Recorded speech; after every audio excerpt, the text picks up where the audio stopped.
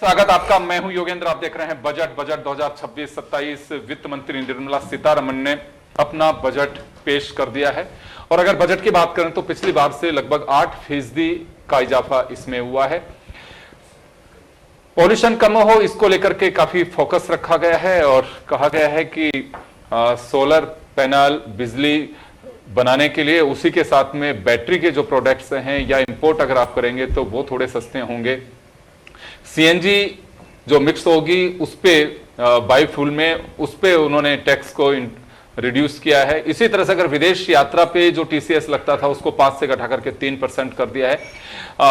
लोगों को रोजगार देने के लिए यानी कि इन्वेस्टमेंट या इन्वेस्टर्स को आने के लिए काफी इसमें राह खोलने की स्थिति दिखाई दे रही है जिससे रोजगार बढ़ सके। खैर चलिए, मैं प्रारंभिक रूप से क्या रिएक्शन किसका रहता है। हमारे साथ प्रिवर शर्मा जी भाजपा से जुड़े हुए हैं, गिरधारी सकट जी हमारे साथ आम आदमी पार्टी से हैं और हनुमान किसान हमारे साथ युवा हैं।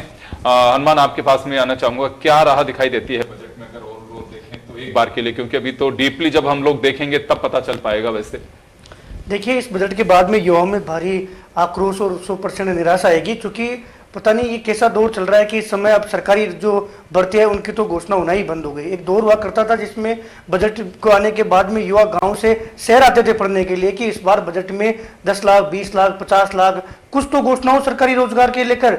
रेलवे में 2019 के बाद में कोई बड़ी भर्ती देखने को नहीं मिली और ये इस बजट के बाद में कहीं ना कहीं एक मैसेज देने का प्रयास किया गया है कि युवा जो है वो सरकारी जॉब की जो आशंका है वो उम्मीद ही नहीं रखे। पहले तो ये होता था कि अगर उम्मीद रहे तो कम से कम उम्मीद तो उम्मीद रखना ही बंद कर दिया। कहा गया कि हम युवाओं को सशक्त करेंगे, लेकिन कैसे करोगे इसके बारे में कोई स्पष्ट गाइडलाइन नहीं है। पिछले बजट में भी मैं जो है यहीं पर अपन चर्चा कर रहे थे, उसमें साफ साफ ये था कि युवाओं को स्किलिंग, आप स्किल के माध्यम से वाहवाही लूट सकते हो, स्किल के माध्यम से युवाओं को आप भी कह सकते हो कि सब हम आपको स्किल देंगे। एक सर जो है स्किल इंडिया के तहत एक योजना चलती थी व्यावसायिक शिक्षा। व्यावसायिक शिक्षा में पिछले बजट में 78,572 करोड़ रुपए का जो है बजट पास हुआ, लेकिन धरातल की मैं सच्चाई बताता हूं कि हरियाणा को छोड़ दिया जाए तो राजस्थान की बात करें तो 2024 में बजट आया, लेकिन अधिकारी इतने हावी है कि अधिकारियों ने आपस में बात करके उस बजट को जो है कहां बजट चला गया पता ही नहीं, क्योंकि एक भी व्यावसायिक शिक्षक जो है वो राजस्थान में नहीं लगा।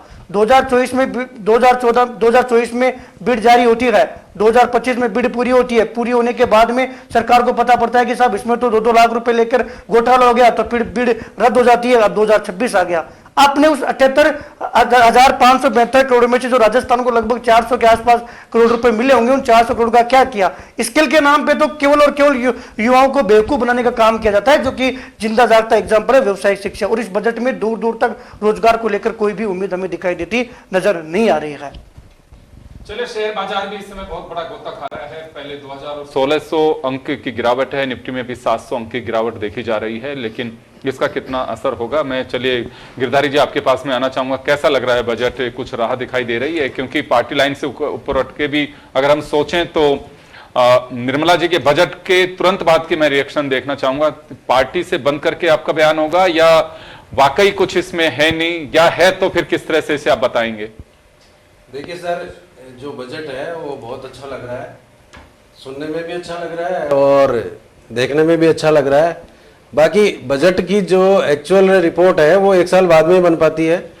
जैसे पिछला बजट इन्होंने पारित किया था तो उसकी आज 40-50% जो योजनाएं हैं वो भी क्रियान्वित नहीं हो पाई, केवल वो बजट कागजों का एक पुलिंदा बन के रह जाता है।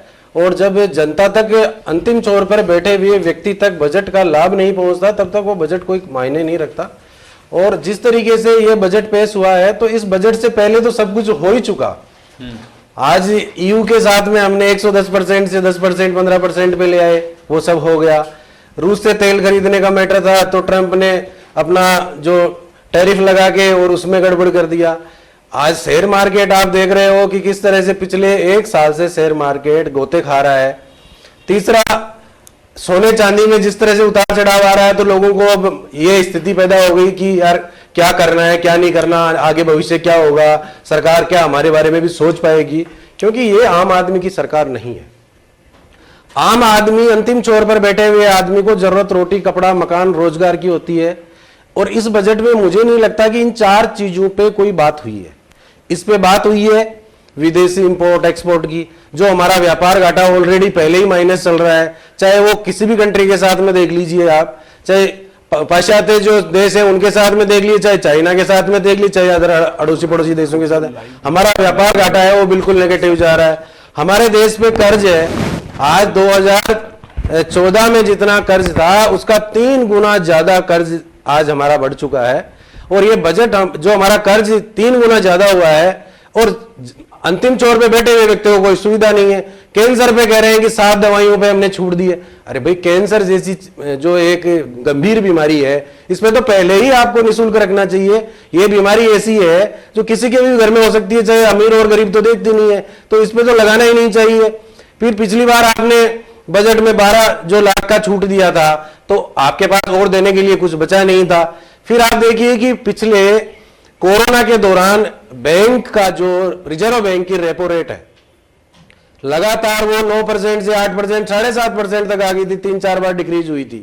और अभी भी हाल यही है कि बैंक की जो रेपो रेट है पिछले 1 साल से रेगुलर 4 बार डाउन हो चुकी है, यानी 2% तक डाउन हो चुकी है।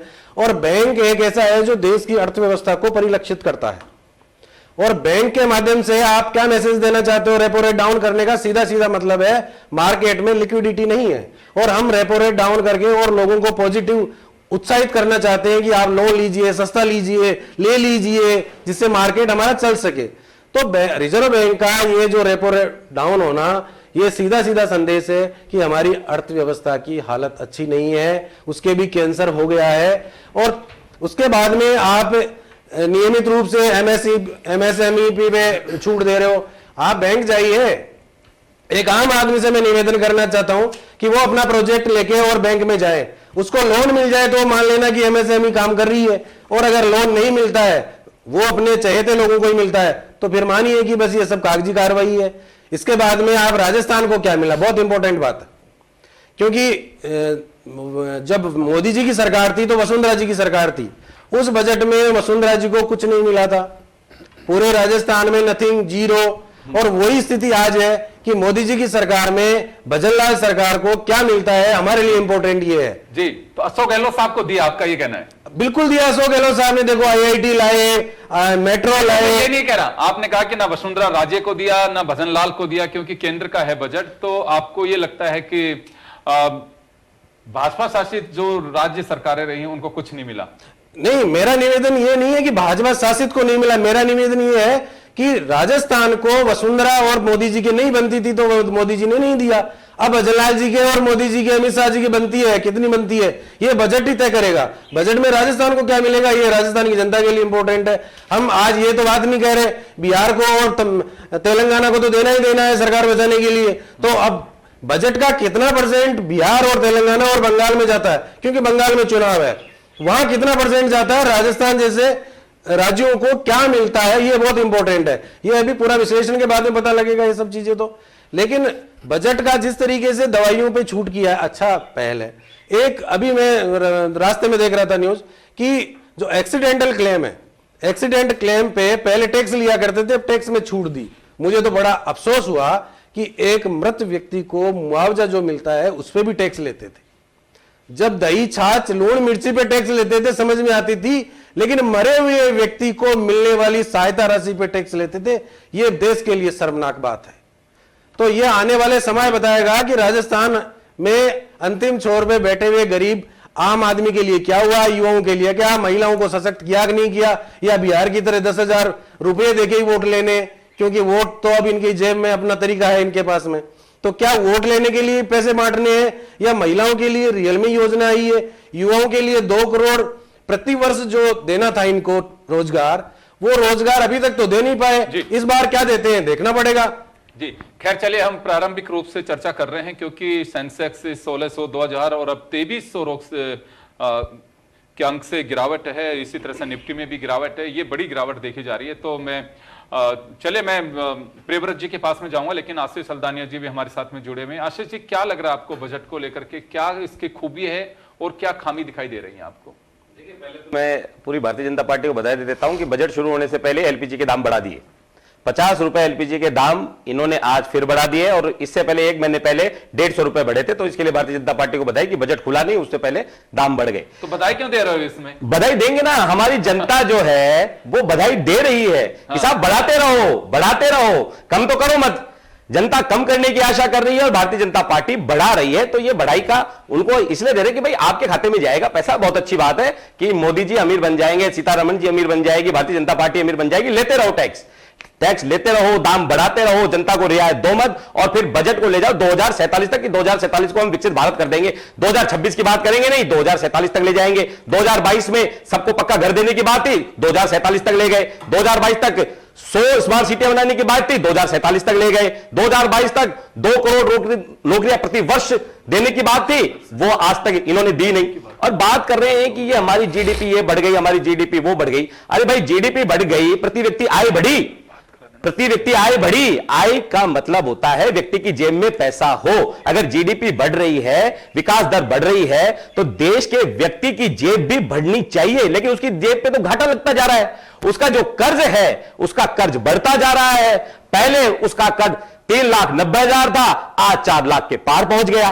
तो ये तो सिर्फ और सिर्फ वो लाल पिटारा लेकर आए, खतरे का निशान लेकर आइए सीतारमण जी, जो उन्होंने संसद में खोल दिया। आम जनता को इससे कोई राहत नहीं मिलने वाली है। भारतीय जनता पार्टी का बजट वैसा ही होगा जैसे ये हर साल पेश करते आए हैं। 9वीं बार सीतारमण जी ने बजट पेश किया है। बहुत इनको बधाई कि पहली बार लगातार 9 बार की कोई वित्त मंत्री, महिला वित्त मंत्री बजट पेश कर रही है, बहुत बधाई। लेकिन इसमें ना तो महिलाओं को कोई आशा के अनुरूप काम हो रहा है। इस बजट में एक महिला बजट पेश कर रही है, लेकिन एक गृहिणी को इस बजट से कोई लाभ नहीं मिल रहा है। ना उसका आटा सस्ता हो रहा है, ना उसकी दाल सस्ती हो रही है, ना उसके तेल सस्ते हो रहे हैं, ना नमक सस्ता हो रहा है, ना मिर्ची सस्ती हो रही है।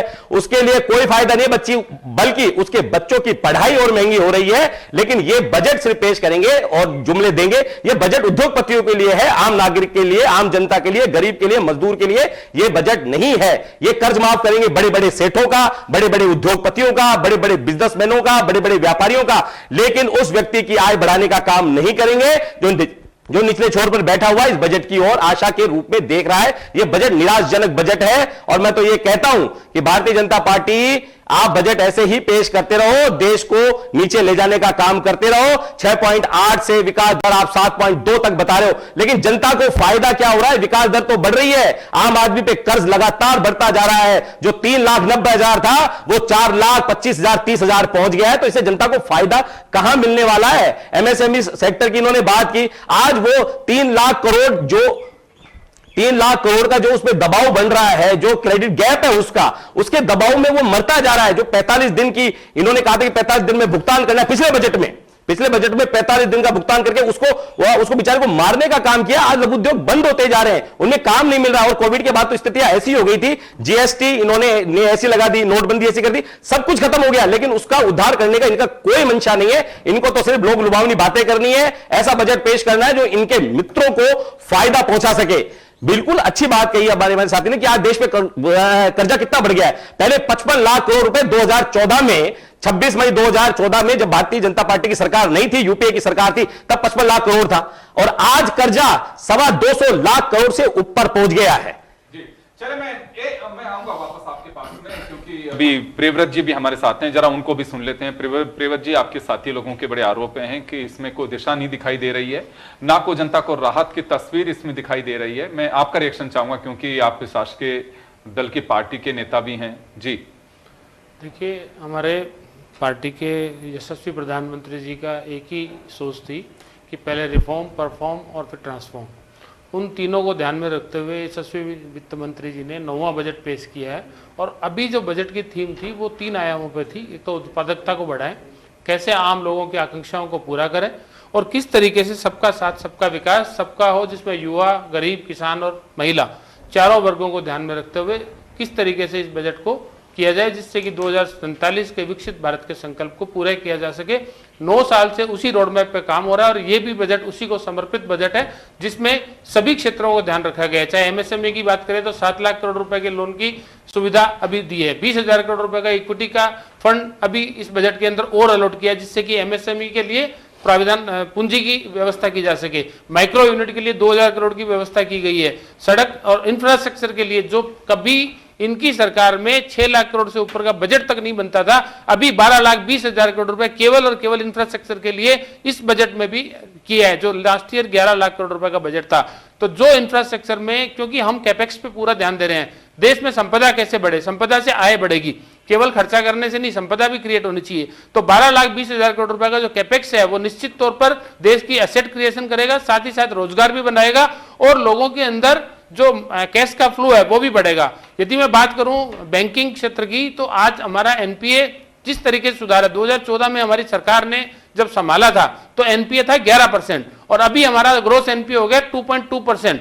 ये बात करते हैं मुद्रा लोन की बात करें अपन, तो किस तरीके से स्टार्टअप बने हैं, किस तरीके से नए नए उद्यमी आ रहे हैं। देखिए सरकारी नौकरी, मैं मानता हूं सरकारी नौकरी इतने 150 करोड़ के देश में सब लोगों को सरकारी नौकरी मिलना संभव नहीं है, लेकिन सरकार का काम है कि संसाधन उपलब्ध कराए, आधारभूत सुविधाएं उपलब्ध कराए, जिससे कि लोग पुरुषार्थ के बल पर अपना उद्यम स्टार्ट कर सके और आगे बढ़ सके, अपने स्वयं को भी आगे बढ़ाए, समाज को भी आगे बढ़ाए, राष्ट्र निर्माण में भी अपनी भूमिका बढ़ाए। और जो प्रधानमंत्री जी ने युवाओं के अंदर एक पुरुषार्थ जागृत कर राष्ट्र भावना को ध्यान में रखते हुए उनको आगे बढ़ाने का काम किया है, उनको संसाधन उपलब्ध कराए, इंफ्रास्ट्रक्चर के अंदर कितना डेवलपमेंट हुआ है, सड़कें कितनी बनी है, पानी जल शक्ति मिशन के अंदर हमारे जो नल की, जब 2014 में हमारी सरकार ने ली थी तब 1,80,00,000 घरों में जल से नल था, आज 15,53,00,000 घरों में जल से नल है।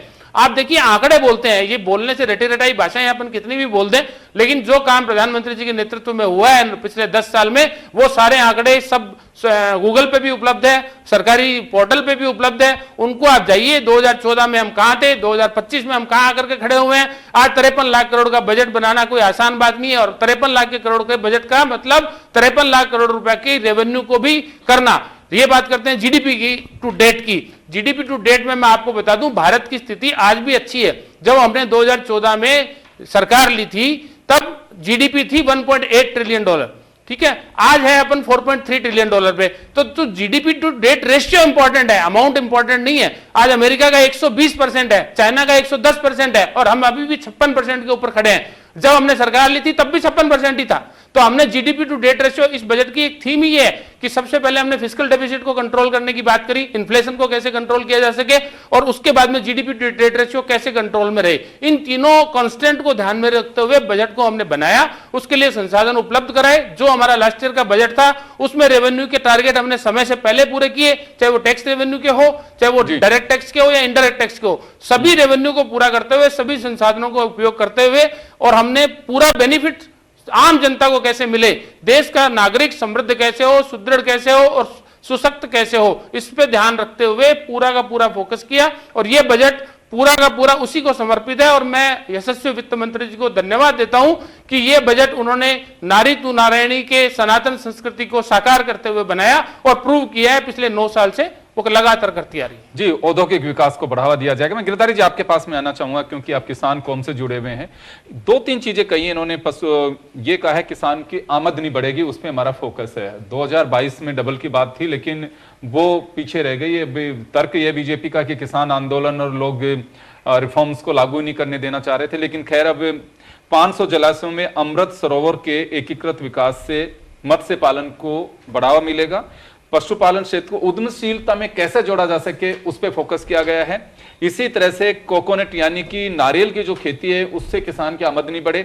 और एक महत्वपूर्ण बात कही है कि काजू के साथ साथ राज्य सरकारों के साथ मिलकर इंडियन इकोसिस्टम के गौरव पुनर्स्थापित करने के लिए, यानी कि राज्य सरकारों के साथ में मिलकर के कोई काम किया जाएगा। एक बड़ी बात और कही है, महात्मा गांधी स्वरोजगार योजना का ऐलान किया है। मनरेगा की जगह तो बीवीजी रामजी होगा, लेकिन एक नई योजना का इन्होंने ऐलान किया। तो इससे लगता है ग्रामीण क्षेत्र और किसान की आमदनी में इजाफा होगा। सर देखिए, किसान की आमदनी में इजाफे की बात तो इनका पहला नारा था। पहला नारा यही था कि किसान की आमदनी डबल कर देंगे, 2022 तक कर देंगे। अब तो 2047 में करेंगे ना, अब तो किसानों को भी थोड़ा सा धैर्य रखना पड़ेगा। बात जलाशयों को अमृत जलाशय बनाएंगे, नदियों को अमृत नदियां बना देंगे। तो इस तरीके से किसान की आमदनी जो तय करनी है कि किसान की आमदनी कैसे बढ़े। किसान को आज आप ये देखिए किसान की इतने हाईवे निकाल निकाल के किसानों की जमीनें हड़पी जाती है।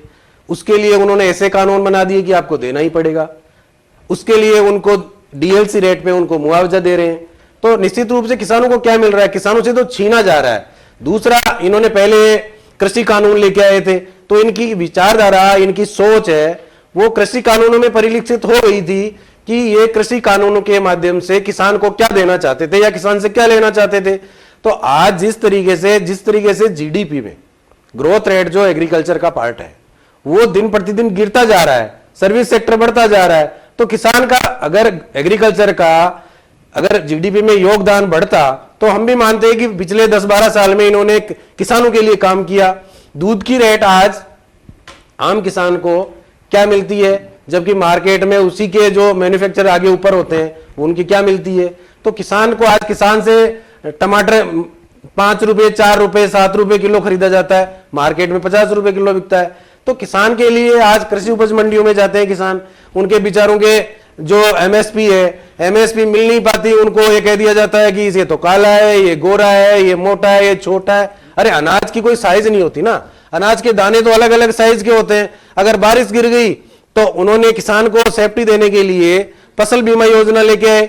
फसल बीमा योजना में आप देखिए कि किसानों को क्या मिलता है, कई किसानों को तो 100 रुपए, 200 रुपए, 500 रुपए मिले। अरे ये एक हेक्टेयर में नहीं, लेकिन अभी जो मैं योजना बता रहा हूं, हाँ। ये योजना सर, ये इनके जो झूठे जुमले, मैं इनको जुमला कहूंगा, ये जुमले जो है ना, ये आज से नहीं चल रहे हैं, जुमले बहुत पहले, आज एक दशक हो गया जुमले चलते हुए। किसानों को फिर कैसे, यानी कि आपने ये मैं सर इनका कुछ भी नहीं ऐसा, मैं रिजल्ट बता रहा हूं। हाँ। इनका 10 साल का रिजल्ट बता रहा हूं मैं कि 10 साल में किसानों की आमदनी दुगनी हुई क्या, नहीं हुई। तो किसानों को फसल बीमा योजना के तहत इनको मिला क्या, कुछ नहीं मिला। एमएसपी लागू हुई क्या, नहीं हुई। किसान सड़कों पे 700 किसान मर गए, इन्होंने संवेदना तक प्रकट नहीं की। क्या किसानों की ये सोच रखेंगे जब 700 किसान मर जाए और उनके बारे में एक प्रधानमंत्री को संवेदना प्रकट करने का समय नहीं है, उनके लिए कीलें लगा दी रोडों पे। किसानों को आज छोटा सा आंदोलन करते कुचल देते हैं। हाल ही में राजस्थान में हनुमानगढ़ में किसानों का एक आंदोलन हुआ कि एथेनॉल की फैक्ट्री यहां नहीं लगाने सर, हमारे साथ किसानों के साथ नुकसान हो रहा है। उनको जकड़ा गया, तोड़ा गया। क्या किसानों की सरकार बनाएंगे, क्या किसानों के बारे में सोचेंगे? चलिए मैं कुछ एक चीजें और आप लोगों के साथ, 7 हाई स्पीड रेल ट्रैक की घोषणा की है, जिसमें मुंबई से पुणे, पुणे से हैदराबाद, हैदराबाद से बेंगलुरु, हैदराबाद से चेन्नई और चेन्नई से बेंगलुरु और दिल्ली से वाराणसी और वाराणसी से सिलीगुड़ी, ये 7 ट्रैक उन्होंने बनाए। 20 जल मार्गों की घोषणा की गई है। 7 राज्यों के साथ में माइनिंग कॉरिडोर बनाया जाएगा और 3 केमिकल पार्क के निर्माण की भी घोषणा की गई है। एक बड़ी बात, मैं हल्दानिया जी आपके पास में आऊंगा, टैक्स को लेकर के बहुत बड़ी मांग लोग उठा भी रहे थे कि टैक्स में अगर कहीं गलती होती है, चोरी होती है, कुछ भी होती है, विदेश में संपत्ति आपकी है तो आप उसको डिक्लेयर कर दीजिए। फेमा के तहत अब टैक्स जो है वो देना पड़ेगा, आपको सजा नहीं होगी। तो आपको लगता है कि लोग अगर कहीं किसी से चूक हो गई, कहीं पे छल भी कर रहे हैं, तो एक सजा का जो डर होता है कि मुझे जेल जाना पड़ेगा, उससे निकल करके अब टैक्स में तब्दील कर दे, यहां थोड़ी राहत की खबर कह सकते हैं इस? देखिए, ये तो बात वैसी ही हो गई जैसे इन्होंने कहा था कि विदेशों में छुपा हुआ काला धन लेकर मैं आऊंगा। आप मुझे नहीं आ रहा था, एक रास्ता निकाला है। सुनिए, आप मुझे प्रधानमंत्री बना दीजिए, 50 दिन दे दीजिए, 100 दिन दे दीजिए, नहीं तो मुझे चौराहे पे फांसी पे चढ़ा दीजिएगा। जूतेबारी के मतलब जैसे भी शब्द उस समय कहे गए हों वो सारी दुनिया के सामने है। और पहली बात तो ये कि ये टैक्स में किसे राहत देते हैं, क्या देते हैं, तो देश देख रहा। पिछली बार इन्होंने जो 12% का किया था कि 12 लाख रुपए तक का टैक्स हम फ्री करेंगे। कितने लोग टैक्स भरते हैं, कितने लोग टैक्स भरते हैं? आज व्यक्ति के ऊपर 4.5 लाख रुपए तो कर्ज चढ़ रहा है। जीडीपी ये बता रहे हैं और ये हमारे साथी कह रहे थे कि रटी रटाई बातें आ रही है। ये आर्थिक सर्वे के आधार पर जो मैंने आपको बताई है ना, ये आर्थिक सर्वे के आधार पर ही बताई है। और एक चीज मैं इनको और बता दूं, ये कह रहे हैं उत्पाद बढ़ा और हमने इस तरीके से कर दिया। आज उत्पाद बढ़ा नहीं है, इन्होंने निर्यात अगर जो देश में, हमारे देश में हुआ है ना, वो 37 लाख करोड़ का हमने एक्सपोर्ट किया है। और जो आयात हमने किया है, इंपोर्ट कितना किया है? इंपोर्ट किया हमने 61 लाख करोड़ का इंपोर्ट हमने कर लिया है। तो 24 लाख करोड़ का तो हमें घाटा यही हो गया महानुभाव जी। और आप ये बताइए, मैं भारतीय जनता पार्टी के साथी बैठे हैं, प्रवक्ता बैठे हैं, यशस्वी प्रधानमंत्री की ये बातें कर रहे हैं, भारतीय निवेशक अपने देश में निवेश क्यों नहीं कर रहा है? ये इसका जवाब ये दे दे। 2 साल में 2 लाख करोड़ से ज्यादा निवेश विदेशों में गया है भारत का, और एफडीआई का निवेश यहां आ नहीं रहा है। भाई क्यों नहीं आ रहा है? और मैं इनका एक आंकड़ा और बता देता हूं, इन्हीं के 4 महीनों का एक आंकड़ा और लेके आया हूं मैं कि जुलाई में देश में हमारे निवेश आया था 59,340 करोड़ रुपए का, और उसी के 4 महीने बाद नवंबर में निवेश घटकर 9,730 करोड़ रुपए हो गया हमारे देश में। अब मैं इनसे यह पूछना चाहता हूं कि 4 महीने के अंदर अंदर ही निवेश घट गया, मतलब एफडीआई का निवेश आ ही नहीं रहा है, तो आप कर क्या रहे हैं? आपका startup India, make in India, scale India, इन सब की तो हवा निकल गई, जिसके आधार पर आपने बड़ी बड़ी बातें की थी। उत्पादन आप कर नहीं रहे हैं, एक्सपोर्ट आप जितना करते हैं उससे ज्यादा तो इंपोर्ट कर लेते हैं। 50% टैरिफ की वजह से एमएसपी, ये एमएसआई सेक्टर का क्या हाल हो गया है? ये इन चीजों को संभालिए, इन चीजों को संभालने की जरूरत है। लोग लुभावनी बातें करते हैं, बिल्कुल सही कहा इन्होंने, एमएसपी की कोई गारंटी इनके पास नहीं है, ये किसान को कोई राहत नहीं दे सकते। 750 किसानों की शहादत पे, बिल्कुल सही कहा इन्होंने, 750 किसानों की शहादत पे प्रधानमंत्री जी के एक आंसू नहीं निकले। प्रधानमंत्री जी के चहेतों ने आतंकवादी और कह दिया उस देश के किसान को जो देश में अन्न उगा कर देता है। आजादी के बाद में हमारे पास खाने के लिए अन्न नहीं था, लेकिन किसान ने इस धरती का सीना चीरकर अन्न दिया, इस देश में भोजन दिया। उस किसान को आतंकवादी कहने का पाप भारतीय जनता पार्टी के सर है। वो 750 किसानों का जो खून है वो भारतीय जनता पार्टी के यशस्वी प्रधानमंत्री नरेंद्र मोदी जी के सर है। और मैं एक बात और कहना चाहता हूं, ये बड़ी बड़ी बातें कर रहे हैं कि कांग्रेस की यूपीए सरकार में ये था, यूपीए सरकार में ये था। मैन्युफैक्चरिंग की वजह से जो जीडीपी थी ना सर, वो 15.6% थी, और आपकी सरकार में मैन्युफैक्चरिंग की वजह से और ये जो जीडीपी जो है ना 12.8% पे ही अटक गई है। इसका जवाब है आपके पास में, ये कोई रटी रटाई बातें नहीं है, ये आर्थिक सर्वे के आधार पर बता रहा हूं मैं आपको। चेक कर लेना, भारतीय जनता पार्टी के आईटी सेल से चेक करवा लेना, और यशस्वी प्रधानमंत्री जी से भी चेक करवा लेना, उसके बाद में पता चलेगा आपको डॉलर आज कहां पहुंच गया। यूपीए सरकार के समय डॉलर क्या था? 56.58, और आज आपकी क्या है? 92 रुपए डॉलर पहुंच गया है। अरे भाई, जब आप किसी चीज को खरीदेंगे तो पेमेंट तो डॉलर में ही करेंगे ना, तो आज डॉलर कहां पहुंच गया? देश की क्या हालत हो रही है? डॉलर अगर बढ़ता है तो प्रधानमंत्री की शान गिरती है, डॉलर अगर पहुंचता है तो देश की मान गिरता है। तो यशस्वी प्रधानमंत्री का क्या गिरा, वो भारतीय जनता पार्टी के प्रवक्ता बताएंगे, या भारतीय जनता पार्टी बताएगी? यशस्वी प्रधानमंत्री के समय 92 रुपए का डॉलर हो गया। सोना चांदी के क्या भाव हो गए? आज 458 लाख का नुकसान हो गया उसमें। सर, सोना चांदी के जो भाव एकदम से गिरे हैं, उसमें देश के जो निवेशक हैं उनका नुकसान हो गया। जो आदमी बेचारा शादी विवाह में सोना खरीद के पहले बैठा था, चांदी खरीद के पहले बैठा था, चांदी 4.5 लाख शायद 30,000 50,000 के ऊपर पहुंच गई थी, और आज वो चांदी 1 लाख 1.25 लाख के आसपास गिर गई, सोना गिर गया। अरे उनका क्या होगा? ये पिटारा खोलते हैं। सिर्फ 2 करोड़ रोजगार देने की बात करी, अभी इन्होंने बहुत अच्छी बात करी कि बाकी हमारे साथी झूठ बोल रहे हैं। 2 करोड़ रोजगार, हमने ये रोजगार दिए। 2 करोड़ की बात तो आप नहीं करी थी श्रीमान जी, 2 करोड़ की बात 2014 में आपने करी थी। 2026 चल रहा है, कितने करोड़ रोजगार मिल जाने चाहिए थे? 2022 तक सबको पक्का घर देने की बात आपने करी थी। बड़ी बड़ी बातें कर रहे हैं, 1 करोड़ इतने लोगों को नल मिल गया। अरे छत देने की बात की थी, छत के नीचे नल देने की बात की थी, नल में जल देने की बात की थी, किसको मिला? 2022 तक आंकड़े बता दीजिए। हां, एक चीज ग्रोथ हुई है 2014 से लेकर 2026 तक, एक चीज ग्रोथ हुई है, पूरा देश मान रहा है, कांग्रेस पार्टी मान रही है, हमारे सारे नेता मान रहे हैं कि 780 जिलों में भारतीय जनता पार्टी के आलीशान कार्यालय खुल गए, जिनमें आलीशान एसी लग रहे हैं, आलीशान पेंटी बन रही है, खाना मिल रहा है, सब कुछ मिल रहा है। सर, उसमें बजट का उल्लेख नहीं है। नहीं, मैं तो भारतीय जनता पार्टी की ग्रोथ की बता रहा हूं। बजट जनता के लिए नहीं है, भारतीय जनता पार्टी के लिए है। इंडस्ट्रियल एरिया, इंडस्ट्रियल कॉरिडोर है, वहां पे 5 यूनिवर्सिटी का ऐलान किया है कि वहां पे यूनिवर्सिटीज बनाई जाएंगी। तो आपको लगता है कि स्किल डेवलपमेंट की दिशा में एक बड़ा कदम हो सकता है, जॉब ओरिएंटेड वहां पे एजुकेशन दी जा सकती है?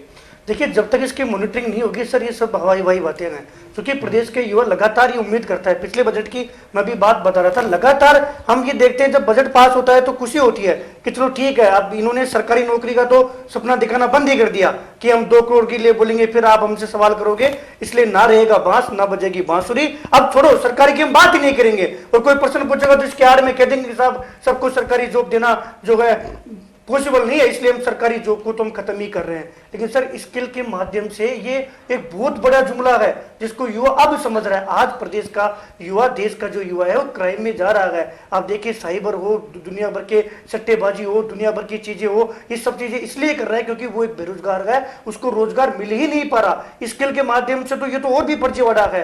मैं आपको छोटी सी बात, अभी एक वोकेशनल टीचर की मैं बता रहा था, इन्होंने क्या है कि अलग अलग राज्यों में स्किल को भी एक अलग अलग पैटर्न पर लागू कर रखा है और अफसरशाही इतनी हावी है कि वो बजट जब पास होता है तो केवल इस स्किल के नाम से वो किट ही अवेलेबल करवाते हैं। ये स्किल, जैसे व्यवसायिक शिक्षा की बात थी, मैं व्यवसायिक शिक्षा के माध्यम से ये पूरा जो खेल है वो समझाने का प्रयास कर रहा हूं। व्यवसायिक शिक्षा के लिए केंद्र सरकार ने कहा कि हम जो है बच्चे स्कूल में पढ़ते पढ़ते व्यवसाय सीख सके, इसलिए हम वोकेशनल टीचर जो है वोकेशनल ट्रेनिंग के रूप में हम स्कूलों में लगाएंगे। अब लगाएंगे कैसे? इन्होंने राज्य सरकार को दे दिया, राज्य सरकार ने पॉलिसी बनाई, जो चहेती कंपनियां थी उन कंपनियों को टेंडर दिया, कंपनियों ने ठेके पे ले लिया। अब कंपनी कह रही है कि जो भी जिसको हम लगाएंगे ना वो हमारे आदमी है। अब उनसे कंपनियां 2-2, 3-3, 1-1 लाख रुपए ले रही है और उनको ठेके पे लगा रही है। अब 2-3 साल लग जाता है इस प्रोसेस में। एक सरकार 5 साल के लिए बनती है और जबकि बजट सालाना आता है, सालाना बजट को वो अफसरशाही पता नहीं कहां गायब कर देते हैं, ये भगवान जाने। व्यवसायिक शिक्षा के नाम से कि 2014 की 2024 में इन्होंने बिड निकाली, 25 में भी पूरी नहीं हुई, 25 में 1 महीना पूरा करवाया, रद्द करवा दिया, 26 आ गया, 3 साल तो ये हो गई। 3 साल में टेनर मिले 0 और बजट उठा लिया गया पूरा और बजट में वाहवाही करें कि साहब हमने स्किल के माध्यम से रोजगार दे दिया। ये जब तक जो है ये धरातल पर इसकी मॉनिटरिंग नहीं होगी, अफसरशाही खत्म नहीं होगी, जो है युवाओं को रोजगार नहीं मिलेगा। आज देश का जो युवा है, आज देखिए इस बजट को देखने के बाद में युवाओं में क्या आएगा, कई युवा किताबें छोड़ देंगे, किससे जो सेंटर की भर्तियों की तैयारी कर रहे थे। रेलवे एक बहुत बड़ा माध्यम है रोजगार देने का, लेकिन क्या कंडीशन है 2019 के बाद में भूल गए गांव के लोग जो होते थे कि ठीक है रेलवे में ग्रुप डी की एनटीपीसी में लाखों पदों पर भर्ती आती थी और करोड़ों में आवेदन जाते थे। इन्होंने सिस्टम ही खत्म कर दिया कि नहीं साहब हम तो आपको सपना ही नहीं दिखाएंगे। अभी डट आ गए कि हो सकता है कि अन्य क्षेत्र में जो है आज के बजट में कई सारी चीजें अच्छी हुई है, जैसे प्रत्येक जिले में गर्ल्स हॉस्टल खोलेंगे जिसमें उच्च शिक्षा को लेकर कहीं ना कहीं लड़कियों के लिए बढ़ा होगा, ये अच्छी पहल है। हम अच्छे कामों में आगे रहकर धन्यवाद देते हैं। आप देखिए केंद्र सरकार का कि ये स्थिति होगी कि विभिन्न राज्यों में जाकर आप रोजगार मेलों के माध्यम से जो है रोजगार दे रहे हो। सर आप केंद्र में बैठे हो, आप भी जैसे पर्यटन पॉलिसी को बढ़ावा देने के लिए इन्होंने कहा है कि पथ और गाइड हम लोग बनाएंगे, लगभग 10,000 के आसपास का इन्होंने अनाउंसमेंट किया। तो गाइड बनाएंगे 10,000 जिनको प्रशिक्षण भी दिया जाएगा, 20 नए पर्यटन स्थलों को डेवलप किया जाएगा। तो इससे आपको लगता है कि रोजगार के अलावा रोजगार के अवसर इनसे बढ़ सकेंगे? अब इसको ले लीजिए सर, देखिए ये पहल है कि कम से कम आपने इसमें ये तो कहा कि हम गाइड के माध्यम से रोजगार सृजन करेंगे, इससे पहले भी गाइड लगे हुए हैं। आप जयपुर की बात कर लीजिए, आप जाइए वो गाइड हमारे पास आते हैं, उनको कुछ नहीं है कि अगर आपके पास कोई आया इनका 0 मानदेय है कि रोजगार सृजित तो कर दिया कि हमने आपको गाइड के रूप में हम आपको जो पर्यटन स्थल है वहां पर आपको लगाएंगे, लेकिन क्या आप अपनी जेब से या सरकार उनको कम से कम 100 रुपए पर डे भी दे पा रहे हो? नहीं। उनको एक ही कोई पर्यटन आया आप उसको कितना लूट सकते हो जी, वो उसके बाद और टेस्ट पे है, टिप कितनी मिल जाती है बस उसमें भी है ना कि जैसे कोई आया, अब उसमें आपकी कलाकारी है कि आप उसे 500 लूट रहे हो, 100 लूट रहे हो, 200 लूट रहे हो। वहां भी अगर आप और डीपली जाओगे तो एक ऐसा सिस्टम बना रखा है कि जैसे कोई सिविल डिफेंस के कर्मचारी स्वयंसेवक लगा दिए या कोई होमगार्ड के स्वयंसेवक लगा दिए और वहां पे जो स्टाफ होता है कैसे पुलिस बना कर रखता है कि उनको टास्क दिया जाता है कि अगर आपको हम तभी यहां लगाएंगे, तभी गाइड का काम करने देंगे, तब आप हमें 1000 रुपए कमा कर दोगे। अब उस गाइड के ये हो गया कि किसी ना किसी पर्यटक को लूटना है। क्या ये चीजें बिना पॉलिसी केवल हवाई है? और आज का जो बजट है बहुत निराशाजनक है और निश्चित तौर पर प्रदेश का युवा इसको सीरियस लेगा और आगामी समय वोट की चोट के रूप में सरकार को नुकसान देगा। प्रियव्रत जी, आपके पास में आना चाहूंगा। चले आपके जो साथी लोग जुड़े हैं वो तो राजनीतिक दलों से संबंध हो सकता है, लेकिन हनुमान जी हैं, कांग्रेस के वक्त भी ये बड़ी मुखर आवाज कर रहे थे प्रदेश में और आज आपकी सरकार है, तो इन्हें उसमें कोई संभावनाएं युवाओं के लिए, बेरोजगारों के लिए दिखाई नहीं दे रही है? देखिए हमारी सरकार ने जो पिछले समय रोजगार दिए, 25 करोड़ लोग गरीबी रेखा से बाहर कैसे आए? कोई न कोई रोजगार के साधन डेवलप हुए तभी तो आए। 25 करोड़ लोग लोअर क्लास से मिडिल क्लास और अपर मिडिल क्लास में ट्रांसफर हुए हैं, तो उनका जीवन स्तर यदि सुधरा है तो वो रोजगार के माध्यम से ही सुधरा है। कोई न कोई उनको रोजगार है, व्यवसाय का रोजगार है या नौकरी का रोजगार है, कुछ मिला है तभी सुधरा है। अब बातें देखो, होता क्या है कि ये जो अभी 2047 के विजन के हिसाब से हमारे बजट 9 साल से कंटिन्यू आ रहे हैं और अभी जो जीडीपी है, अपनी जो ग्रोथ है, जो देश की गति है, वो ऑटो मोड पे आ चुकी है। तो अब ये छोटी छोटी चीजें अपन बोले कि भी इसमें फायदा नहीं, समग्र विकास पे अपन बात करें तो समग्र विकास के आंकड़े भी बोल रहे हैं और हम समग्र विकास की ओर बढ़ रहे हैं। देश का युवा एंटरप्रेन्योर बन रहा है, देश के युवाओं को पूरे संसाधन मिल रहे हैं। मुद्रा लोन के अंदर पहले कभी सोचते थे कि बैंक में 10 लाख का लोन भी मिल जाएगा, आज 2 करोड़ रुपए तक का कोलेटरल फ्री लोन मिल रहा है। और रही बात यह कि मुद्रा के लोन कितने मिल गए, 2,47,000 करोड़ रुपए मुद्रा लोन वितरित हुए हैं पूरे पीएसयू से। तो ये कोई ऐसे तो हुए नहीं है, ये सारे के सारे अपने युवाओं को हुए हैं। रेडी पटरी वालों तक का ख्याल रखा, उनको भी लोन की सुविधा दी, जबकि इंटरेस्ट फ्री लोन पे इंटरेस्ट सब्सिडी के माध्यम से लोन की सुविधा मिल रही है। किसानों को भी लोन की सुविधा मिल रही है, पोर्टल है, नई टेक्नोलॉजी में कैसे वो अपग्रेड हो, ड्रोन टेक्नोलॉजी उनके पास कैसे हो, ये किसानों की बात करते हैं। 2015 में जब हमने सरकार 14 में हमने सरकार संभाली, 8,000 रुपया प्रति माह किसान की इनकम थी, आज 16,063 रुपया प्रति माह किसान की इनकम है। प्लस किसान सम्मान निधि भी दे रहे हैं, 6,000 वो प्लस भजनलाल जी और दे रहे हैं यहाँ पे। तो यहाँ पे करने को देखो, जिसको ये बोलते हैं कि वोट की चोट, तो जनता वोट तभी तो दे रही है जब उनको मिल रहा है कि हाँ मेरा डेवलपमेंट हो रहा है, देश सभी वर्गों का डेवलपमेंट हो रहा है। मैंने आपके बीच में नहीं बोला, आप सुनने की क्षमता रखिए, ऊपर भी आया जाएगा। सम्मान निधि 12,000 दे रहे हैं, आपके बच्चे मैंने आपकी सारी नहीं बोल सकते, अपनी बारी में बोलना, अपनी बारी में आप बोलना। तो रही बात डॉलर की बात करते हैं, डॉलर 1950 में जब देश आजाद हुआ तो 4 रुपए डॉलर की कीमत थी। 2014 तक सबसे ज्यादा शासन किसने किया? 2014 में डॉलर की कीमत थी 63 रुपया, आज डॉलर 2014 में 56 रुपए थी, 56 रुपए, 56 रुपए थी, 56 रुपए 58 पैसे थी। झूठ मत बोलिए। तो हमारे किसी प्रधानमंत्री ने ये बात नहीं कही थी कि ये प्रधानमंत्री की शान कितना हुआ, ये नरेंद्र मोदी जी ने कहा था अगर डॉलर बढ़ता है, रुपया गिरता है तो देश के प्रधानमंत्री की शान कैसी है। ऐसे में भारतीय जनता पार्टी के व्यक्तित्व है। अपनी पूरी बात कर लेनी। अभी 2014 में क्या था, 56 रुपए आपकी बात भी मानते हैं तो 14 गुना डॉलर बढ़ा, और अभी आज 1.5 गुना भी डॉलर नहीं बढ़ा है। प्लस आप तो कम कर रहे थे ना, डॉलर की कीमत माशा है, आपने कम कर रहे थे, आपने 50% टैरिफ लिया है। अभी बीच आपने देश से 50% टैरिफ लिया है। बात सुनने आपकी बात, आप डिसिप्लिन सीखिए, राहुल गांधी जी की तरह ऐसे ऐसे। अरे नरेंद्र मोदी जी वाला डिसिप्लिन मत सिखाइए यहाँ पे, ये मोदी जी वाला डिसिप्लिन मत सिखाइए जो आपके कार्यकर्ताओं को सिखाते हैं ना, भारतीय जनता पार्टी के कांग्रेस देश की सबसे बड़ी पार्टी है और युवा मानता है, और युवा ही है। आ जाइए, आज आ जाइए, अगर भारतीय जनता पार्टी के किसी नेता में दम है तो राहुल गांधी देख लीजिए, हमारा नेता, हमारा नेता युवा है, राहुल गांधी युवा है। 10 के बाद में रास्ते में सकल नहीं दिखाते। बताइए ना, गिनाइए, मैं आपको चैलेंज कर रहा हूँ, आपको चैलेंज कर रहा हूँ, गिनाइए बजट के ऊपर बजट आप 1 से 10 तक गिनती कहाँ है? राहुल गांधी है क्यों नहीं? अरे राहुल गांधी जी को देश के नेता है भाई, देश के प्रधानमंत्री से सवाल पूछा जाएगा आपसे।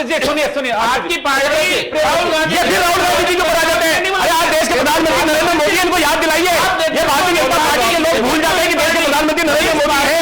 देश के प्रधानमंत्री नरेंद्र मोदी है भाई, देश के प्रधानमंत्री नरेंद्र मोदी है, गृहमंत्री अमित शाह है, रक्षा मंत्री राजनाथ सिंह है, वित्त मंत्री सीतारमण जी है, ये मोदी है।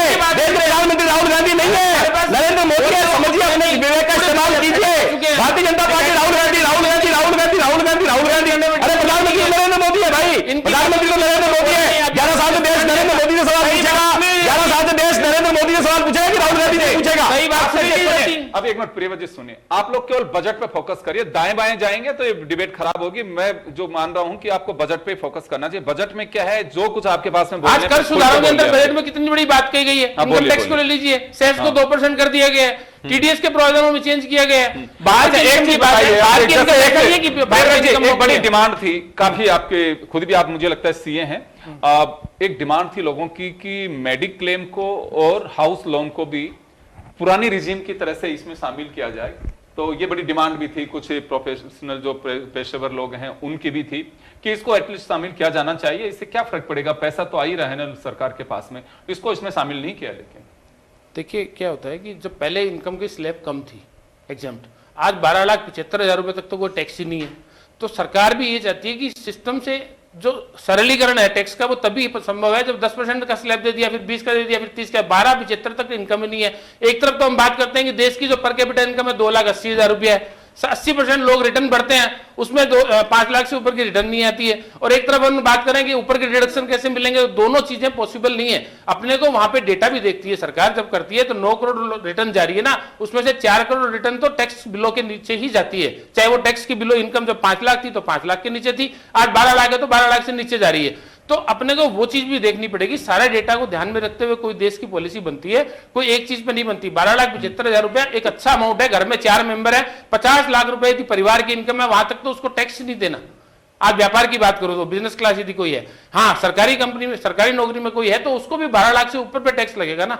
तो ये चीजें साथ साथ सारी चीजें नहीं चलती। सरकार चलाने के लिए, देश चलाने के लिए खर्चा करना है। अपन बजट बनाते हैं 53 लाख करोड़ रुपए, तो 53 लाख करोड़ रुपए के लिए रेवेन्यू भी अपने को संसाधन में जुटाने पड़ते हैं। एक चीज बताइए मुझे, एक चीज बताइए कि जब अपोजिशन में होती है बीजेपी या जिस राज्य में, वहां ये बातें इग्नोर कर दी जाती हैं, तो दूसरा जो आर्ग्यू देता है तो उसको आप लोग साइडलाइन कर दे कि नहीं नहीं नहीं ये गलत बोल रहे हैं। तो फिर सरकार केवल आप लोग चला रहे हैं। हर पार्टी ये कोशिश करती होगी ना, जिसकी भी सरकार है, कि टैक्स के बिना सरकार रेवेन्यू कहां से आएगा, तो फिर उसे जस्टिफाई क्यों नहीं किया? बिल्कुल, मैं आपको बता रहा हूं, उसी पे आ रहा हूं मैं। जैसे जीएसटी हमने लगाया, जीएसटी लगाने का बेस क्या था सर? अब ये बोलते हैं गब्बर सिंह टैक्स। जीएसटी का बेस था कि कस्टम ड्यूटी क्या है और आपके पास एक्साइज ड्यूटी क्या है और वैल्यू एडेड टैक्स जब लगता था, वैट या सेल टैक्स, तीनों को जोड़ करके देखा कि एक आइटम के ऊपर, एक्स आइटम पे तीनों का टोटल क्या आता है, उनको कंपोजिशन में देखा कि इतना आ रहा है तो उतना उस आइटम के ऊपर जीएसटी लग गया। वही पॉलिसी थी उस समय तो। लेकिन जैसे जैसे सरकार ने देखा कि हमारा कलेक्शन बढ़ रहा है, तो अल्टीमेटली सरकार किसके लिए है? जनता के द्वारा, जनता की चुनी गई सरकार और जनता के हित के लिए काम करती है। तो जब टैक्स का कलेक्शन उसने वापस उसको कम किया, ठीक है भैया आप कम करो। एक छोटी सी बात और जानना चाहूंगा, मुझे लगता है कि जनहित की बात है। देखिए, आप पार्टी के कार्यकर्ता बाद में बने होंगे, समाज के एक पढ़े लिखे इंसान पहले हैं आप। अभी मैं देख रहा हूं कि 4 लाख के पार चांदी चली गई थी 2 दिन पहले, आज 2,65,000 पे आ गई। 1,85,000 के आसपास 10 ग्राम सोने के भाव हो गए थे, वो टूट करके 1,45 के आसपास आ गए, 1,40 के आसपास आ गए। तो आपको लगता है कि वास्तव में सरकार को यहां कहीं वायदा कारोबार को लेकर के, जब यूपीए सेकंड पार्ट था तो उस वक्त आपके पार्टी के बहुत सारे लोगों ने कहा था कि वायदा कारोबार बहुत बड़ा धोखा है इस देश के साथ में, किसान को मारने के लिए, आम जनता को मारने के लिए इस पर लगाम लगानी चाहिए। लेकिन मुझे लगता है कि कोई लगाम नहीं लग पा रही। वो ये चांदी और सोने के व्यापार में जो आज है वो वही चीज ही नहीं है, लेकिन उसके दाम बाजार में बढ़ते जा रहे हैं। देखिए सर, मैं आपको इसमें भी बता देता हूँ, सोना और चांदी का जो आज की स्थिति बनी हुई है वो हमारा, इसमें कोई कंट्रोल किसी भी देश का नहीं है। ग्लोबल सिचुएशन ऐसी है, हर व्यक्ति, अभी आप देख रहे हैं अमेरिका क्या कर रहा है, वेनेजुएला के ऊपर क्या कर रहा है, तो डॉलर पे डिपेंडेंसी लोग कम कर रहे हैं, गोल्ड पे डिपेंडेंसी बढ़ा रहे हैं। तो जब सारी देशों की सेंट्रल बैंक यदि सोना बाय कर रही है तो वो कमोडिटी डिमांड और सप्लाई का रूल हर जगह लागू होता है, तो वो सोने की रेट अभी बढ़ रही है, क्योंकि हर देश का सेंट्रल बैंक सोना बाई कर रहा है, उसको डॉलर पे विश्वास नहीं है, वो सोने पे विश्वास कायम करना चाहता है। और सोना अल्टीमेटली, देखो सोना ही अल्टीमेटली एसेट होती है, ये हम जानते हैं। तो ये एक टेम्परेरी फेस है जहां दुनिया पूरी उलझ रही है, ग्लोबली सब जगह टेंशन है, तो ये हमारे किसी भी सरकार के कंट्रोल में नहीं है। आप क्या समझते हो कि भारत में बढ़ रहा है रेट, सब जगह यही रेट है? तो ये अच्छा, कोई आदमी स्पेकुलेशन के अंदर जाना चाहता है, कोई जुआ क्यों खेलो भैया? आप सोने चांदी के अंदर व्यापार करना जरूरी थोड़ी है अभी। आप अपना देखो, अपने यहाँ पे इंडिया के अंदर अभी भी एक आंकड़ा आया, 36,000 टन सोना घरों में है, तो आज भी उन घरों में ही है, वो कभी बिकता नहीं है ना कोई लेता। आपके पास में लौट रहा हूं क्योंकि पार्लियामेंट में भी कुछ लोग हैं। अखिलेश यादव ने अपना रिएक्शन दिया है, मैं थोड़ा सा उसको सुन लेता हूं क्योंकि बहुत छोटा सा रिएक्शन है, तो जैसे जैसे जो रिएक्शन आएंगे वो भी आपको सुनाएंगे। अखिलेश यादव क्या कह रहे हैं, जरा सुनिए। तो लोहे पर पीतल चढ़ा करके जेवर बनाने पड़ेंगे, और ये बजट गरीब के समझ के बाहर है। जो बुनियादी चीजें हैं, शिक्षा, स्वास्थ्य, आप सोचिए उत्तर प्रदेश का हाल आपने सुना होगा, देखा होगा। पोस्टमार्टम होना है किसका, और पोस्टमार्टम के लिए ले किसको जा रहे हैं? ओटी में जाना किसको था, ले किसको जा रहे हैं? ये तो स्वास्थ्य व्यवस्था का हाल है। और शिक्षा का हालत ये है कि बिना शिक्षा के हम विकसित भारत कैसे बनाएंगे? विकसित भारत का सपना अगर देखना है तो शिक्षा क्षेत्र में हमें ज्यादा से ज्यादा बजट देना पड़ेगा। ये समझ से बाहर बजट है, ये सपने दिखाने वाला बजट है। जिन लोगों ने अपने पुराने घोषणा पत्र पे कोई काम ना किया, उनसे उम्मीद क्या करोगे? बीजेपी से उम्मीद ही नहीं तो बजट से उम्मीद क्या करेंगे? ये हमेशा बड़े लोगों के लिए, 5% के लोगों के लिए बजट बनाते हैं, आम जनता के निराश किया है। और फिर 25 करोड़ अगर तो चलिए, ये अखिलेश यादव है, उनका रिएक्शन है, लेकिन बजट से ज्यादा उत्तर प्रदेश पे बोल रहे हैं, वो पोस्टमार्टम की बातें हैं, ये सब पॉलिटिकल बयान भी मैं कहूंगा इसे, क्योंकि बजट पे फोकस रखना चाहिए। बजट पे आपने कहा कि आम आदमी की समझ के बाहर है ये। तो इस तरह से अगर हम देखें, चले अब और एक मैं बात बताना चाहूंगा कि खाद को लेकर के जिक्र किया गया है, क्योंकि तमाम राज्य जो हैं उनके सभी को बेनिफिट मिल सकेगा, किसानों को। इसी तरह राजस्थान की भी बात की जाए तो राजस्थान को भी खाद में बेनिफिट मिलेगा। लेकिन सबसे बड़ी बात यह होगी कि जब ही पूरी तरह से पता तभी चल पाएगा जब सारी चीजें खुल करके सामने आएंगी। लेकिन बाजार बड़ा इसमें गोते खा रहा है, सेंसेक्स डाउन जा रहा है, निफ्टी गिरती जा रही है, सोने चांदी के दाम में भारी गिरावट इस वक्त देखी जा सकती है। तो चलिए, अभी प्रियव्रत जी के पास में मैं कंटिन्यू करना चाहूंगा। उन्होंने अभी कहा भी कि ये तो वैश्विक मंदी का दौर है। खैर चले, अपने अपने आर्ग्यूज हैं। चले, मैं प्रियव्रत जी आपके पास में आना चाहूंगा। रोजगार के अवसरों की बात अभी हनुमान किसान जी ने जो सवाल खड़ा किया है कि रोजगार के इसमें कहीं कोई अवसर मुझे दिखाई नहीं दे रहे हैं।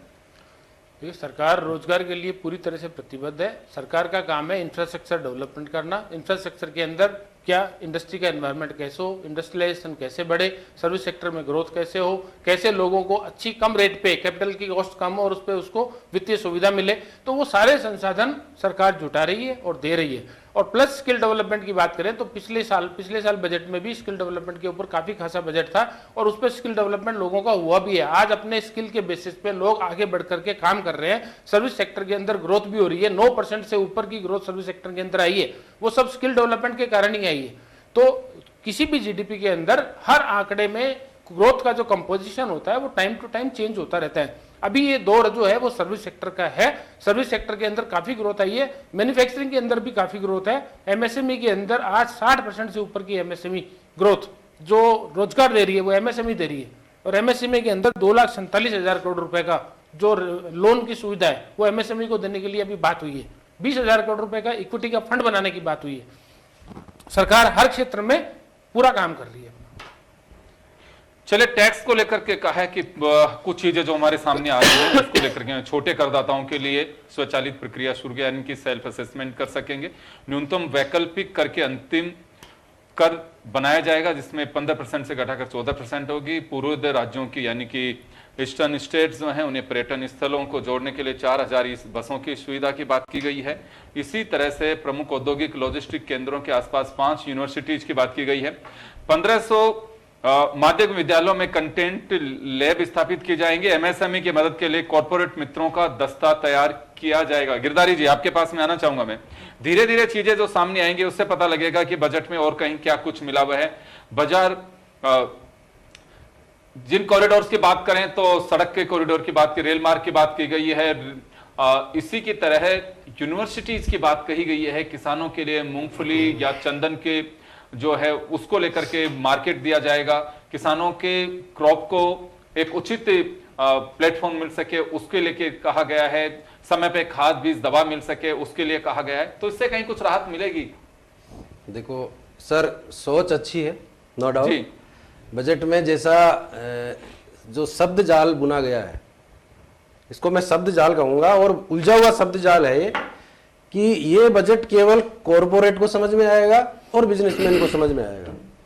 आम आदमी को समझ में, आप भले ही पत्रकार हो, बहुत ज्ञान आपने देखा है, समझा है, बहुत सारे बजट किए होंगे, लेकिन बजट की एक्चुअल स्थिति है वो आपको भी समझने में जोर आ रहा होगा। मुझे तो आ रहा है, निश्चित रूप से मुझे आ रहा है, और मैं बजट को ठीक ठाक समझता हूं। अपन स्क्रीन देख करके और उनके भाषण को सुन करके बैठ गए, लेकिन चीजों का एनालिसिस करेंगे अपन। बिल्कुल। लेकिन आज जो सर्वे है वो ये कहता है कि 2.5% लोग हैं वो 50,000 से अधिक सैलरी कमाते हैं, यानी कि 6 लाख रुपया साल ईयरली। तो जिस देश में 2-2.5% लोग 6 लाख रुपए कमाते हो, उस देश में हमको योजनाएं लानी चाहिए कि वो नीचे वाला जो तबका है उसको ऊपर कैसे उठाया जाए। और देखो, किसी भी सरकार हो या बजट हो, उनमें यह परिलक्षित होना चाहिए कि हेल्थ। गिरधारी जी भाजपा के दिग्गज नेता और पूर्व केंद्रीय मंत्री हैं रविशंकर प्रसाद, वह भी कुछ कह रहे हैं बजट पे। उनका एक रिएक्शन सामने आ रहा है, मैं जरा एक बार दिखाना चाहूंगा आपको। आइडिया का इलेक्ट्रॉनिक है, इलेक्ट्रॉनिक कंपोनेंट, मोबाइल फोन, बाकी चिप्स, और इसके अलावे एक बहुत महत्वपूर्ण बात मैं कहना चाहूंगा कि टायर 2, टायर 3 सिटीज में कॉर्पोरेट मित्रा की जो बात की गई है वो काफी एक नई सोच है। तो अभिनंदन, बहुत अभिनंदन। तो चलिए, रविशंकर प्रसाद पूर्व केंद्रीय मंत्री और भाजपा के दिग्गज नेता, उन्होंने कहा है कि 2 और 3 टियर शहरों की और ध्यान दिया गया है। अमित शाह का ट्वीट भी आया है, उन्होंने कहा है कि प्रधानमंत्री नरेंद्र मोदी ने सिद्ध कर दिया है कि सबका साथ सबका विकास, आत्मनिर्भर भारत और विकसित भारत के लिए इस बजट में साफ लक्ष्य दिखाई देता है। अभी अमित शाह ने एक ट्वीट करके कहा है, एक नारा नहीं, एक सिद्धांत बन गया है और सरकार इसी तरह से आगे बढ़ाती करके लेके जाएगी। चलिए, तो निर्मला सीतारमण ने बजट पेश किया है और मैं गिरधारी जी आपको एक बार कंटिन्यू करना चाहूंगा, प्लीज थोड़ा शॉर्ट में बोलिए आप। सर, मैं वही कहना चाहता हूं कि जिस देश में 80% जो पॉपुलेशन है वो 50,000 से कम कमाने वाली हो, उसके लिए बजट में ऐसे प्रावधान होने चाहिए जिससे उसके बच्चों को एक तो निःशुल्क और अच्छी शिक्षा मिल सके, उसको निःशुल्क इलाज मिल सके, बिजली पानी की सुविधा मिल सके।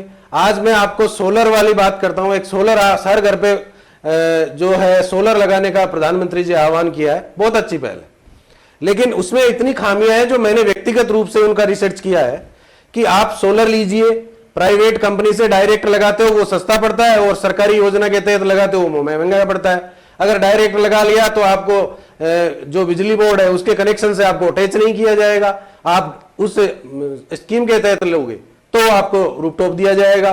तो ये निश्चित रूप से क्या मतलब जो प्राइवेट से वही चीज लगाते हैं सस्ता पड़ता है और सरकारी योजना से लेते हैं तो महंगा पड़ता है। तो ये कंट्रोवर्सी जो है वो मार्केट में बनी हुई है।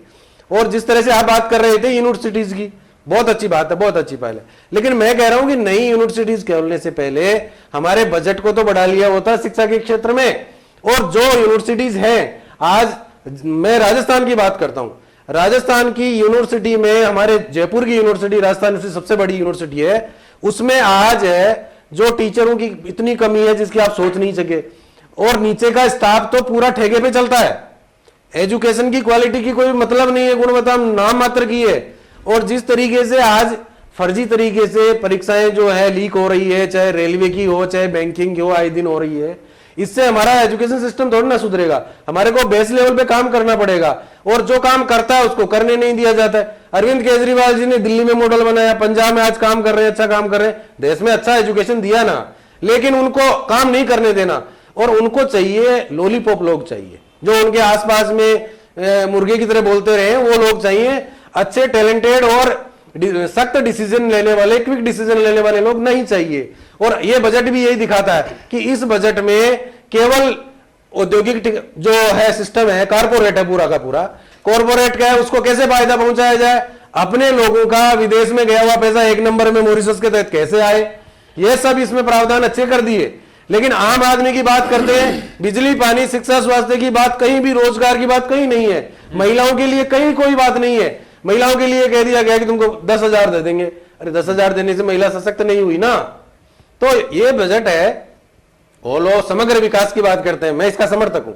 समग्र विकास में एक व्यक्ति का सारे पहलू आते हैं, केवल कॉर्पोरेट और पैसा कमाना ही उसका नहीं आता है, उसमें उसका स्वास्थ्य, शिक्षा, बिजली, पानी, मतलब सारी चीजें आपको लगता है समग्र समाज की सोच नहीं है? नहीं है, बिल्कुल नहीं है। और एक सबका साथ सबका विकास, सबका साथ सबका विकास, सबका साथ सबका विकास कहे कि चाहे किसान का भी उतना ही ध्यान रखो, महिला का भी उतना ही ध्यान रखो, युवा का भी उतना ही ध्यान रखो, बिजनेसमैन का भी उतना ही ध्यान रखो। हनुमान आपके पास में आना चाहूंगा मैं। अभी आप कुछ चीजें सर्च भी कर रहे हो, आप कुछ चीजें क्लियर हो रही हैं कि सबके साथ सबके विकास की बात कही है और आत्मनिर्भर भारत की ओर हम आगे बढ़ेंगे। अमित शाह ने ट्वीट भी किया अभी।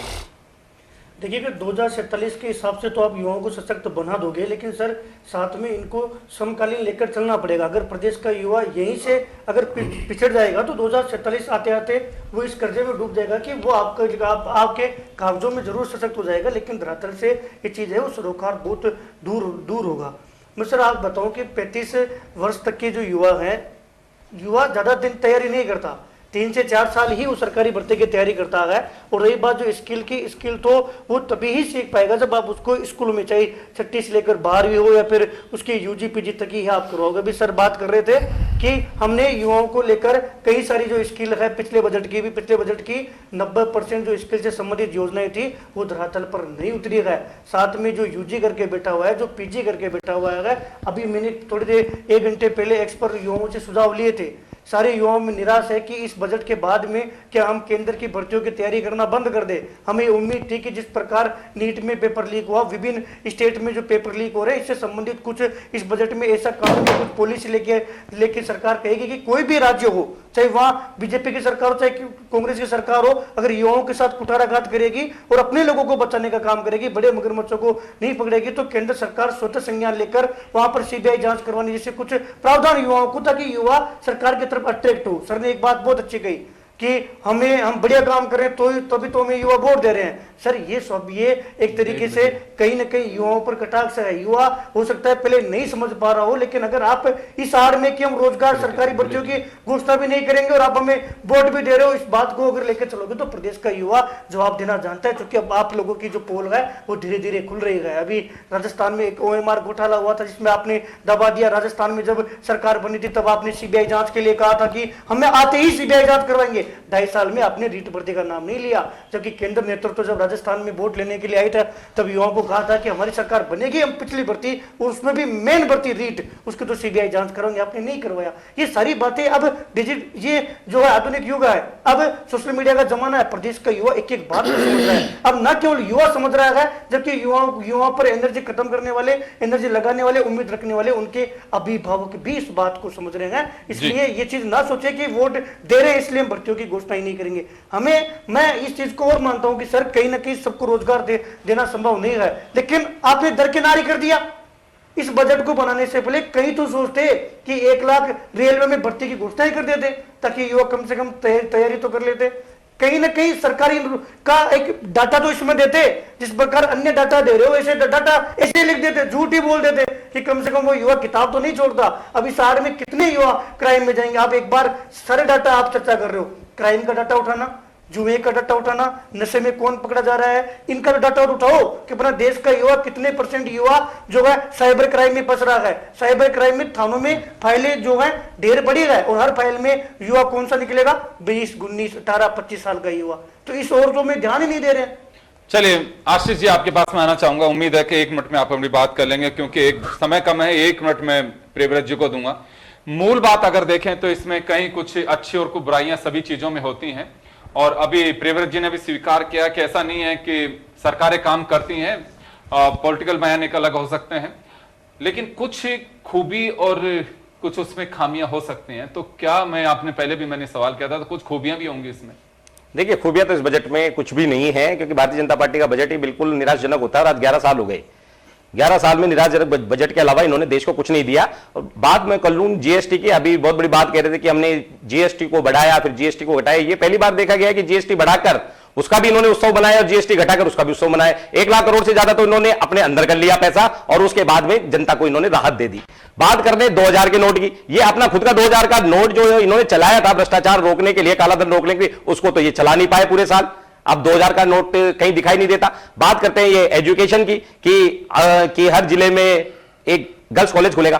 जो हमने खोल रखे वो तक के बंद हो गए। मैं वल्लभ नगर की बात बता देता हूं आपको। हमने गर्ल्स कॉलेज खोला, इनके विधायक उदयलाल डांगी ने उसको बंद करके रख रखा है, उसका उद्घाटन नहीं होने दे रहे। आईटीआई कॉलेज है उसको बंद करवा रखे हैं जो कांग्रेस ने खोले थे। मेडिकल कॉलेज जालोर में बंद हो गया, बीकानेर में बंद हो गया जो अशोक गहलोत जी ने खोले थे। 5000 युवा मित्रों को हमने भर्ती दी, प्रशिक्षण दिया, सरकारी काम उनको सिखाया, आज उसको भी बंद कर दिया। कई युवाओं ने आत्महत्या कर ली। ये युवाओं की बात हनुमान जी ने करी नहीं कि भाई जो राजीव गांधी युवा मित्र के नाम से हमने योजना चलाई थी जिसमें 5000 युवाओं को हमने रोजगार देने का प्रावधान किया था, उसकी बात तो किसान नेता कर नहीं रहे हैं, छात्र नेताओं की ये बड़ी बड़ी बातें कर रहे हैं, लेकिन उसका नाम इन्होंने नहीं लिया। उसमें कई युवाओं ने अपनी जानें दे दी, फांसी का फंदा लगा लिया आर्थिक तंगी से झूलते हुए।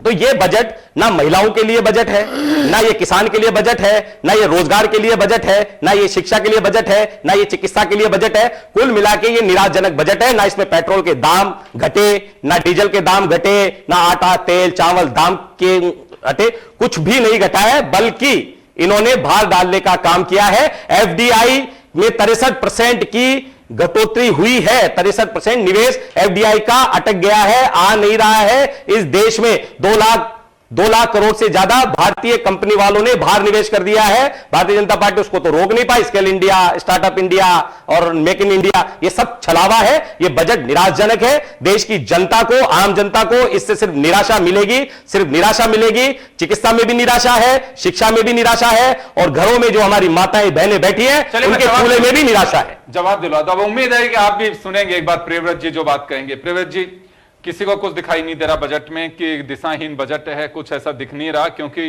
हालांकि देखिए बजट जब खुलकर के चीजें सामने आएंगी, बजट एलोकेशन किस में कितना गया है, क्योंकि डीपली मोटी मोटी लाइनें निर्मला जी ने पढ़ी हैं। अगर पूरा बजट अगर पढ़ के देखें तो 3 से 3.5 घंटे लगते हैं। खैर, लेकिन आपका क्या फाइनल कंक्लूजन है इस बजट को लेकर? अब देखिए, मैं तो यही कहना चाहूँगा, जो ये बजट है वो काफ़ी सकारात्मक बजट है, समावेशी बजट है, समावेशी विकास का बजट है और दीर्घकालीन सोच का बजट है। यदि मैं पुराने आंकड़ों की भी बात करूं तो 2014 से लेकर 25 तक के आंकड़े सब जगह उपलब्ध है। आप देखिए हाईवे की ग्रोथ कहाँ हुई है। 93 किलोमीटर हाईवे बनते थे तो 2400 किलोमीटर पर डे हाईवे बन रहे हैं। आज 2,37,000 किलोमीटर के एक्सप्रेस हाईवे का एक रोड मैप तैयार हो चुका है। एजुकेशन की बात करें तो एजुकेशन के अंदर कितनी ग्रोथ हुई है। मेडिकल की बात करें, 55 करोड़ लोगों को आयुष्मान भारत के अंदर फायदा मिला है।